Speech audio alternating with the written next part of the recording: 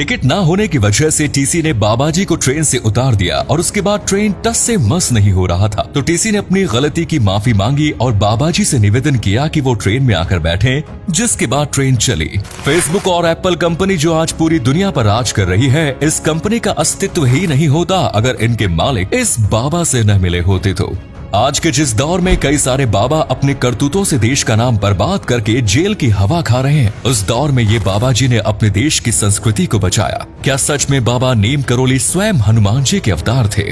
आज के इस वीडियो में हम बात करेंगे इस दुनिया के सबसे चमत्कारी बाबा जिन्हें नीम करोली बाबा के नाम से जाना जाता है और उनके 10 चमत्कारों के बारे में। So let's begin. दोस्तों, जब साल 2011 में एप्पल कंपनी के मालिक स्टीव जॉब्स की मौत हुई, तब उनके तकिए के नीचे से एक फोटो निकला और वो फोटो भारत के आदमी का था जिनका नाम था नीम करोली बाबा। नीम करोली बाबा इतने ज्यादा प्रख्यात थे कि हिंदुस्तान ही नहीं बल्कि दुनिया के कई देशों में उनके भक्त मौजूद हैं। स्टीव जॉब्स से लेकर फेसबुक कंपनी के फाउंडर मार्क जुकरबर्ग और हॉलीवुड की फेमस एक्ट्रेस जूलिया रॉबर्ट्स भी नीम करोली बाबा के भक्तों में शामिल हैं। लेकिन आखिर इन बाबा के अंदर ऐसा क्या था कि दुनिया के इतने बड़े बड़े लोग उनके भक्त हो गए? नीम करोली बाबा का पूरा जीवन ही चमत्कारों से भरा हुआ है और आज हम उनके जीवन के कुछ ऐसे ही चमत्कारों के बारे में बताने वाले हैं। दोस्तों, जब स्टीव जॉब्स अपने जीवन में बहुत बुरी तरह से परेशान थे, तब वो साल 1974 में भारत आए।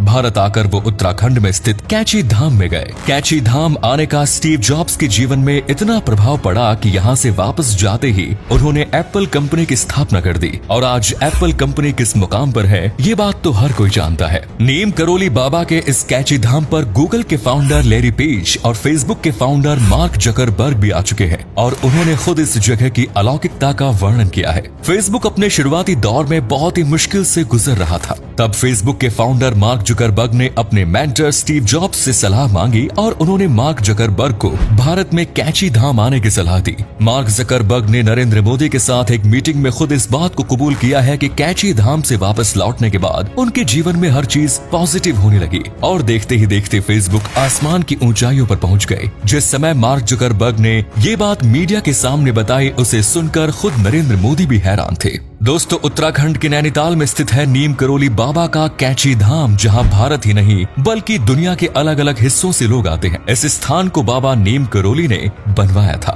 जहां हनुमान जी की मूर्ति स्थित है, जहां आज भी भारत के अलावा दुनिया के अलग अलग हिस्सों से लोग दर्शन के लिए आते हैं। बाबा नीम करोली के बचपन का नाम लक्ष्मी नारायण शर्मा था। उन्होंने 11 साल की आयु में ही अपने घर का त्याग कर दिया क्योंकि वो इस सांसारिक मोह माया से ऊपर उठ चुके थे। लक्ष्मी नारायण से नीम करोली नाम पड़ने के पीछे भी एक चमत्कारिक कहानी है। दोस्तों, बात उस समय की है जब भारत आजाद नहीं हुआ और हिंदुस्तान में ब्रिटिश शासन था। घर छोड़ने के बाद बाबा नीम करोली जगह जगह भटकने लगे। एक बार वो ट्रेन के एसी कोच में बिना टिकट लिए चढ़ गए और जब टीसी ने उन्हें बिना टिकट के पकड़ा तो ट्रेन को बीच जंगल में रोककर ही बाबा नीम करोली को ट्रेन से नीचे उतार दिया। बाबा शांत मुस्कुराते हुए वहीं किनारे पर बैठ गए, लेकिन जैसे ही ट्रेन के ड्राइवर ने ट्रेन को आगे बढ़ाने की कोशिश की, ट्रेन अपनी जगह से 1 इंच भी नहीं हिली। टीसी और ट्रेन के ड्राइवर ने इस बात को समझने की बहुत कोशिश की कि आखिर दिक्कत क्या है, लेकिन उनके समझ में कुछ भी नहीं आ रहा था। आखिर में कुछ लोगों ने टीसी को बाबा नीम करोली के चमत्कारों के बारे में बताया और टीसी को भी उनसे हाथ जोड़कर माफी मांगनी पड़ी। लेकिन ट्रेन में चढ़ने से पहले उन्होंने उसके सामने 2 शर्तें रखी कि जिस जगह पर उन्हें उतारा गया वहां पर एक स्टेशन बनाया जाएगा और कभी भी वो किसी भी साधु संत से इस तरह का व्यवहार नहीं करेंगे। ट्रेन के टीसी ने बाबा नीम करोली की बात मान ली और उस जगह पर स्टेशन भी बनवाया गया जिसका नाम नीम करोली है और इसी स्टेशन के नाम पर उनका नाम बाबा नीम करोली पड़ा। ये तो बाबा नीम करोली के चमत्कारों की शुरुआत मात्र थी। साल 1943 में बाबा उत्तर प्रदेश के एक गरीब दंपति के घर गए। वो दंपति बाबा के बहुत बड़े भक्त थे और बाबा को देखकर बहुत ही ज्यादा खुश हुए। ये वो समय था जब द्वितीय विश्व युद्ध चल रहा था और उस दंपति का बेटा ब्रिटिश सरकार की तरफ से बर्मा में जापानी सेना के खिलाफ लड़ाई लड़ रहा था। बाबा ने उन्हीं के घर विश्राम करने का निर्णय लिया और जब रात में बाबा चारपाई में कंबल ओढ़कर सो रहे थे, तब उन दंपति ने ऐसा अनुभव किया कि बाबा बहुत ज्यादा दर्द से कराह रहे हैं। ऐसा लग रहा था मानो बाबा को कोई किसी हथियार से मार रहा हो, लेकिन उनके अंदर इतना साहस नहीं था कि बाबा की नींद खराब कर सके। अगले दिन नीम करोली बाबा ने उन्हें वो कंबल लपेट कर दिया और कहा कि इसे बिना खोले गंगा जी में विसर्जित कर देना। और जब वो दंपति उस कंबल को लेकर गंगा जी में विसर्जन करने जाने लगे तो उन्हें ऐसा एहसास हुआ कि उस कंबल के अंदर बहुत सारा लोहा भरा हुआ है। उनका मन उसे खोलकर देखने का हुआ, लेकिन बाबा की बात काटने का उनके अंदर साहस नहीं था और उन्होंने उस कंबल को बिना खोले ही गंगा जी में विसर्जित कर दिया। नीम करोली बाबा ने उन्हें बताया कि आज से ठीक 1 महीने बाद तुम्हारा बेटा वापस आ जाएगा, जबकि उन लोगों ने बाबा को अपने बेटे के बारे में कुछ बताया भी नहीं। और इससे बड़ी हैरानी की बात तो ये थी कि ठीक 1 महीने बाद उनका बेटा सच में घर वापस लौट कर आ गया और वापस आकर उसने जो बात बताई उसे सुनकर उन दोनों पति पत्नी के पैरों के नीचे से जमीन खिसक गई। दरअसल जिस रात को बाबा उनके घर पर रुके थे उसी रात उनके बेटे की टुकड़ी पर दुश्मन देश की सेना ने हमला कर दिया था और उस हमले में उनके बेटे के सभी साथी मारे गए, लेकिन दुश्मनों की किसी भी गोली ने उनके बेटे को छुआ नहीं, जबकि उस रात पूरी रात अंधाधुंध फायरिंग हो रही थी। पति पत्नी समझ गए कि वो गोलियां किसी और को नहीं बल्कि नीम करोली बाबा को ही लग रही थी, इसलिए वो रात भर दर्द से कराह रहे थे। दोस्तों, गोविंद वल्लभ पंत जो उस समय के भारत के बहुत बड़े नेता थे, उनकी हालत बहुत ही ज्यादा नाजुक थी। सभी न्यूज चैनल्स में यही खबर चल रही थी कि गोविंद वल्लभ पंत अब किसी भी हाल में नहीं बच सकते, लेकिन नीम करोली बाबा ने भविष्यवाणी की कि गोविंद वल्लभ पंत को कुछ नहीं होगा,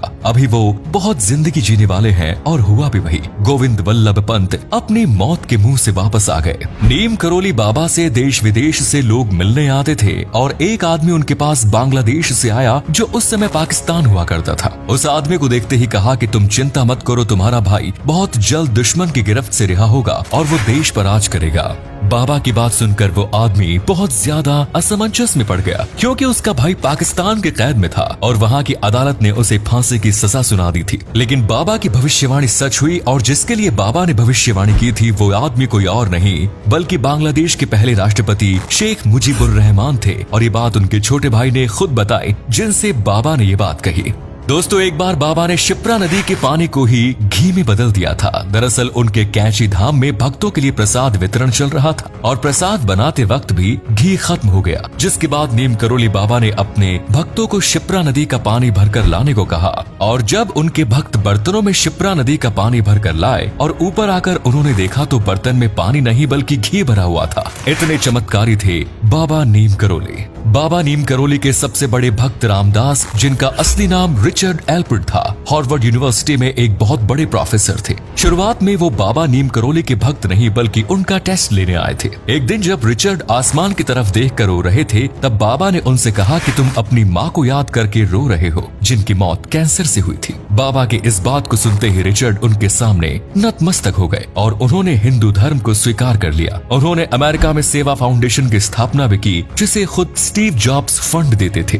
हॉलीवुड की बहुत बड़ी स्टार जूलिया रॉबर्ट ने तो बाबा नीम करोली की केवल फोटो देखकर ही हिंदू धर्म को अपना लिया। साल 1973 में बाबा नीम करोली ने जब अपने शरीर का त्याग किया तो वो अस्पताल में भर्ती थे और उन्होंने खुद अपना ऑक्सीजन मास्क हटा दिया था और वो राम राम का भजन कर रहे थे।